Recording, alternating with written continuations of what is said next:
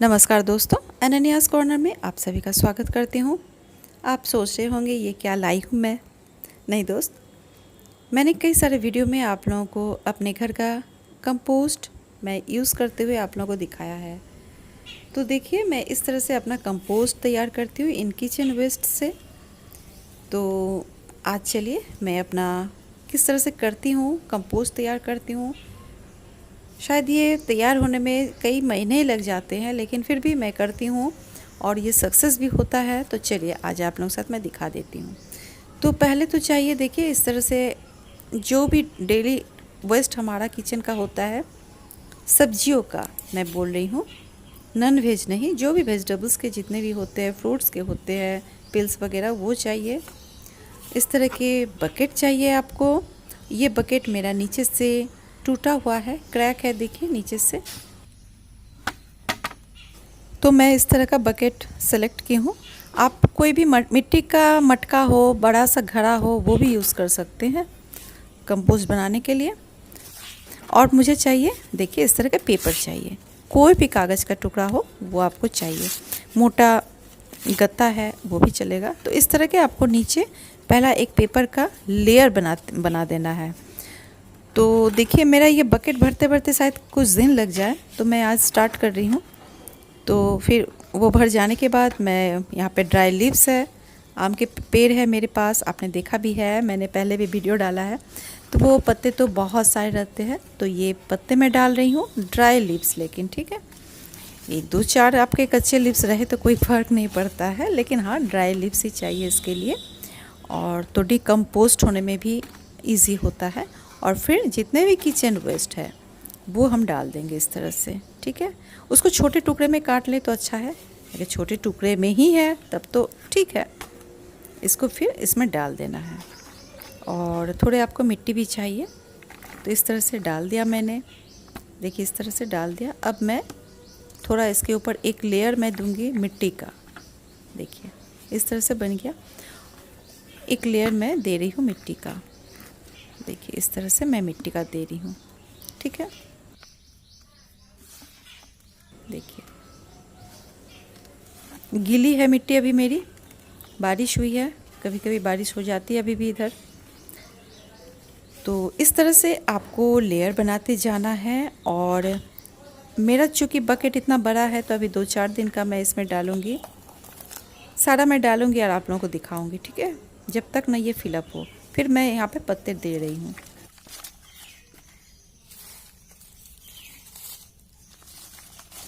और आपके पास जो भी अगर छाछ है वो भी आप डाल सकते हैं। मेरे पास अभी देखिए मैं दिखा रही हूँ, सरसों जो हम लोग पेस्ट करते हैं खाना बनाने में, तो वो सरसों का पेस्ट जो होता है हम लोग उसे छान के बनाते हैं, छान लेते हैं। छानने के बाद जो ये वेस्ट मटेरियल होता है, देखिए मैं इसे भी यहाँ डाल रही हूँ।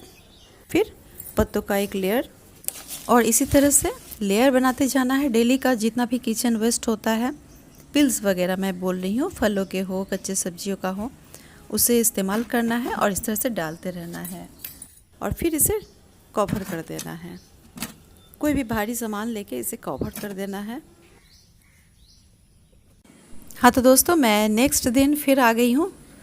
जितने भी कच्ची सब्जियों की मेरे छिलके वगैरह थे, फ्रूट्स के भी है, देखिए केले के भी छिलके हैं, बहुत अच्छा रहता है इससे किचन वेस्ट जो भी होता है सामान, देखिए।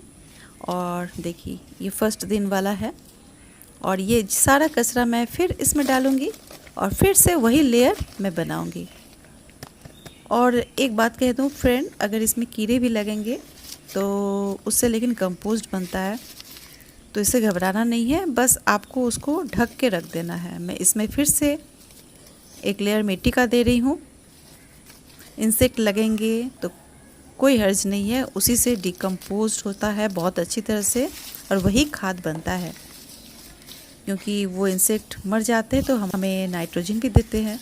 तो ठीक है, इस तरह से मैंने लेयर बना दिया, पत्तों का भी एक लेयर, और फिर मैं इसे कवर कर दूंगी। एक और अगले दिन का प्रोसेसिंग वही है, लेयर वही रहेगा। पहले जितने भी पिल्स वगैरह, किचन का कचरा जो भी रहेगा वो, फिर एक मिट्टी का लेयर, और फिर एक ड्राई लीव्स का लेयर।